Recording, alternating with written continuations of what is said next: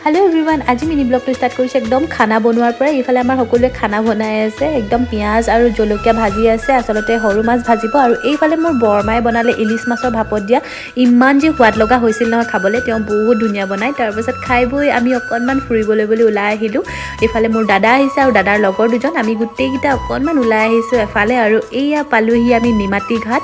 ঠাইখিনি মানে ইমান যে ধুনিয়া নহয় চাওকচোন আপোনালোকক পৰিবেশটো অকনমান দেখাই দিছো মানে এৰি আহিব মন জুৱাই নাছিল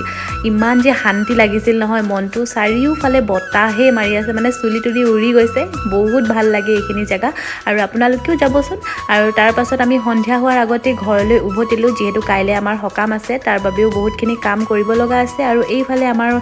ঘৰ আহিয়ে মাহতে বনাই আছিল পকা মিঠৈ আৰু যেহেতু কাইলি হকাম আছে আৰু এই নিজৰ হাতেৰে কিবাটা বনালে ভাল লাগে আৰু এয়া ঘৰতে বনোৱা পকা মিঠৈ তেনেহলে নেক্সট ভিডিওত লগ পাই আছো আজিলৈ বাই বাই